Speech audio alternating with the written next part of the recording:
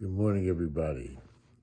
And what appears to be emerging as a tradition is my morning broadcast from the bed, where I basically share with you some of the thoughts that are on my mind on awakening. I've been told that I wake up and that my mind immediately goes to work. In fact, my brother from another mother, Alan Taxage, he told me that when he does my taxes and stuff sometimes that I fall asleep in the chair and will then sit there until he asks me a question and I wake up and bing, I spring to life. So maybe that's what's with me, with this. So I decided to do these postings. Anyway, it's Sunday. Usually on Sundays, I feel especially spiritual, but I'm spiritual every day. I was just talking to my mom. Everybody's so different in the way that they relate or approach God. And that's one of the sides of me people don't really know. I don't go to church much, but part of the reason I don't go to church much is because I talk to God all day, every day, wherever I am. I got that kind of from my mother.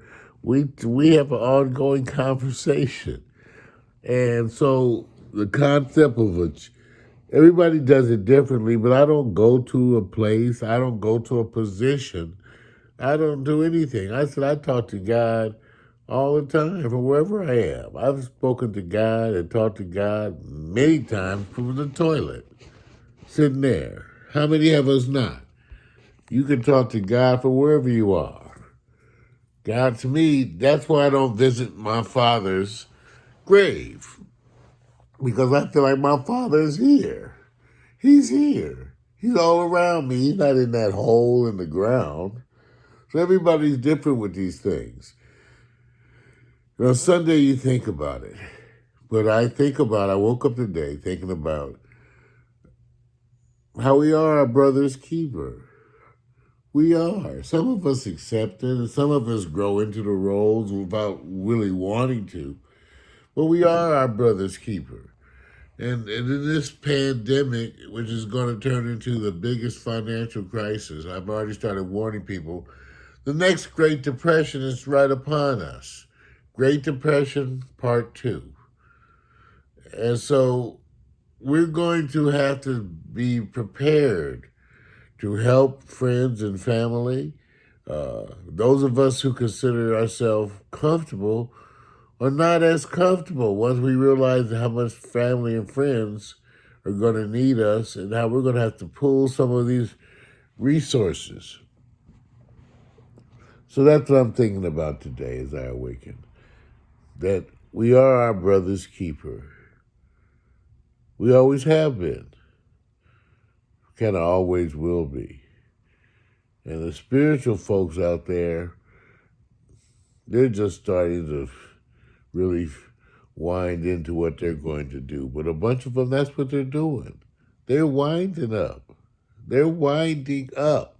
They're rising to the challenge. Right now, I see people all around. They're not stumbling and falling. This crisis has caused them to step up and step forward, and they're going to do more. A bunch of us are doing more. We cooking more. We sharing with our friends. We calling and checking on people. That's what we're doing. So this Sunday, let's celebrate that. Let's do that. Let's do that and acknowledge that we are our brother's keeper. I look at it this way. I am so blessed in my life. I am constantly looking around for ways to pay back my God. And you can't pay back God. But I'm constantly looking for ways. You know how you pay back God? You tend his sheep. That's right. That's the way you pay back God. You tend his sheep. So if you want to pay back God, you have to go do stuff for people. And as I said before, you don't have to do a crusade or go anywhere. You got people you can do stuff for right around you, right next to you. There are people that you can reach out and give a hand to, a word of kindness. So on this Sunday, let's recommit, as many of us are, that we are our brother's keeper. And so we have a job to do. And it's so blessed that for many of us, God gave us the means and the strength in our limbs and in our mind to get up and do it. Thank you, Father. I will tend your sheep. I promise.